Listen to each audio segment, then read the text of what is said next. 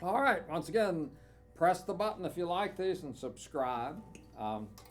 So today we're going to look at a 1929 TB-1 that has been through, it looks like it's been through World War II, but it certainly sounds great. Some of the best sounding instruments sound great because they've been played so much and they vibrate. Let's hear what this one sounds like.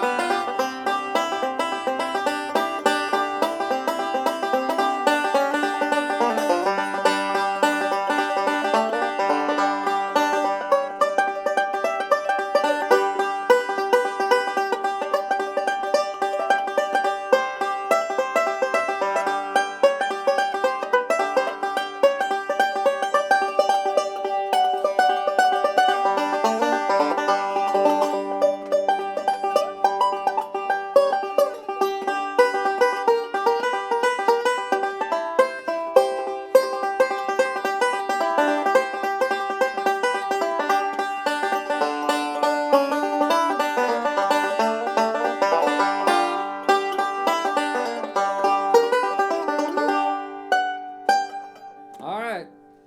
So, what you've noticed is if we get a banjo that has some original parts, or the parts are broken, or whatever, a lot of times it's just simpler to go ahead and put new parts on it because it makes it more solid, it looks better, and this is a TB-1 1921 one-piece flange, and it does have all new Pruka parts on it, okay?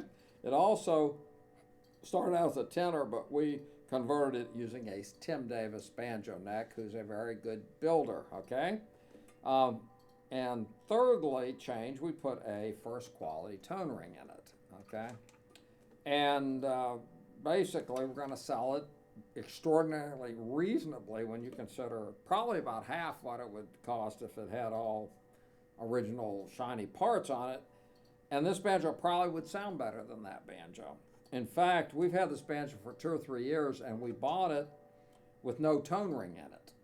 And then later we decided to go ahead and put a tone ring in it. Without the tone ring, the thing sounded unbelievable. We put the tone ring in it, and it sounds unbelievable for a tone ring banjo. All right, so as we're talking, we've been going up the neck. You see the inlay pattern. And this neck, even though you can't tell it's finished, I asked them to finish it pretty black, but it is curly maple, which is a little harder, and it does contribute to that really cool sound. All right, well, let's look at this resonator for a minute. Okay, so here we have the resonator all there, okay, and it has, I believe this is the one.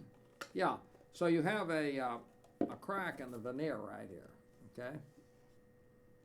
Totally secure. And we talked about earlier, but these resonators are made of poplar. So this wood right here, this thick band is poplar. The actual, this wood here is poplar, and then there's a thin veneer on the outside. So it's basically plywood, which is really strong. So sometimes you'll get a crack in the outer layer, which we do, and it doesn't affect anything as far as the strength or structure of the resonator, okay? But it does give you a great price, all right? So now, the other thing that's very interesting, if you look closely, we'll do a close-up, this appears to have 2 binding rings in it. If you look really closely, you'll notice that some of these resonators came without a binding on the top, which would be right here. This has actually been painted on, okay? And Steve Huber, who's one of the foremost experts in banjos, when he looked at the resonator casually, he didn't even notice that this was paint. Okay, so I'm just The only reason we're telling you that is it's kind of interesting, you know, what can I say? Then we go into the banjo itself, and you'll notice you'll see the Gibson 1 labels. They put in the 1s and the 2s, all right? And of course we have the first quality tone ring in there, and it's either a first quality or a Uber vintage. I get confused, but whatever it is, it sounds unbelievable. And so that's that. If you have any questions about the banjo, just you can go to banjowarehouse.com, and you know, there'll be more pictures. You can call Andy at 404-372-5482. And the purpose of these videos is that when you get a banjo from us and you open the package, that we've hopefully covered everything in it, so there are no surprises. You know, we don't get a call, hey, you changed the hardware. Well, we told you that, you know. In fact, it's better, it's stronger. It doesn't affect the sound at all. Anyway, that's it. If you want to see some banjos or visit us, just give us a call. Give us a day's notice, because we may be out doing something.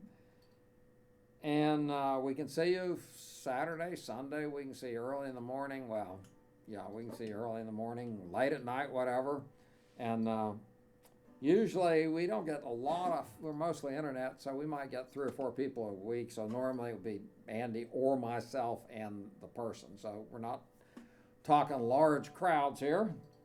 And that's basically it. So if you have any questions, just give us a call, and we'll be glad to help you in any way we can.